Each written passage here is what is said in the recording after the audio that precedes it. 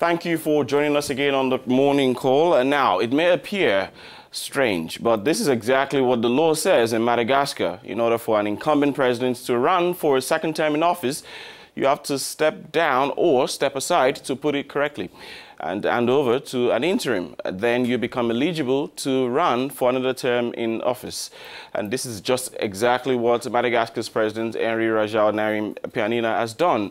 On Wednesday, Mr. Rajaonarimampianina, in a ceremony at the State Palace in front of the government and the diplomatic corps, handed over power to his vice, Hery Rajaonarimampianina. It's a turning point in history. These are the words of the outgoing president. In the literal meaning, Hery Rajaonarimampianina pointed out the paradox of this provision of the Constitution. On the one hand, a mandate for 5 years, and on the other hand, a special provision that shortens this mandate. He also reported on the progress made since 25 January 2014, when he took office, an informal way to get ahead of the campaign for his re-election.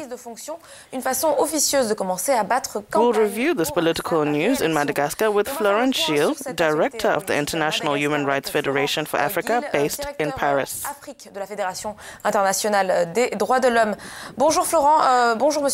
morning.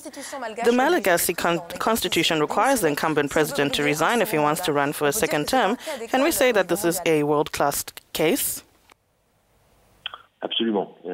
Absolutely. To my knowledge, there is no other country where the president is obliged to resign in order to campaign and run for his own succession. So from this point of view, if you look at the history of the country, it's been overridden by utility disputes and also the use of public property and lack of state means to lead campaigns. Une spécificité mondiale malgache, mais qui s'explique également par l'histoire du pays, qui a été And so, it is an attempt to limit these challenges on the political field for the candidates or the population. Et également d'utilisation du bien public, des biens publics, des moyens de l'État pour mener campagne et souvent, d'ailleurs, gagner les élections, notamment l'élection présidentielle. So this provision was adopted in the Malagasy constitution. Politique, sur le terrain politique, par soit les candidats. And furthermore, the other three candidates are former presidents of the Malagasy Republic. And they would have accused the outgoing president of using the state resources to bind his own succession. De la République malgache et n'aurait pas manqué d'accuser le président sortant d'utiliser les moyens de l'État pour briguer sa propre succession. So do you think that this provision would be a good solution for other African countries where problems of equity between candidates, transparency are always arising during presidential elections? Well, that's a good question. I'm not sure if it is a provision that can be used everywhere or if it's a magic solution. Since there are many other factors that can hinder a freely conducted, inclusive, democratic and fair election. But this can be an interesting solution if it is accepted and shared by political actors that are present. In any case, it can be used as a tool, among others, to effectively try to make elections more transparent, more credible, more equitable, and to show that all candidates are on equal footing. I would say we can put it in our toolbox. On peut le mettre, je dirais, dans notre boîte à outils. So during the handover ceremony on Wednesday, the incumbent president and presidential candidate did mention the contradiction that lies in the Constitution, which I mentioned earlier. Do you understand his argument?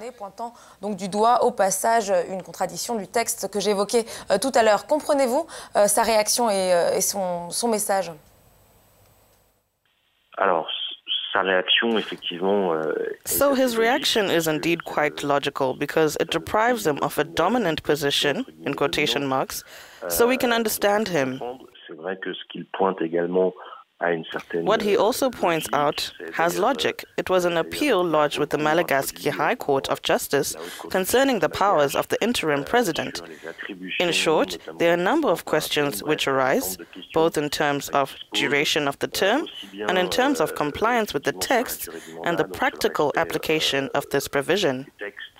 Le respect scrupuleux des textes et l'application de cette disposition, l'application concrète. There are a number of questions that arise. It may be a weakness, it may also be something that is modified in a future constitutional reform to ensure that if political actors and the Madagascar population wish to make it last in their constitutional law. Des acteurs politiques et la population malgache le souhaitent, le faire durer. Madagascar needs political adjustment. It needs a transparent election, a free and fair process in which voters will have a result which is consistent with what they vote for. Et équitable dans lequel les électeurs qui auront déposé leur vote auront un résultat conforme à ce vote.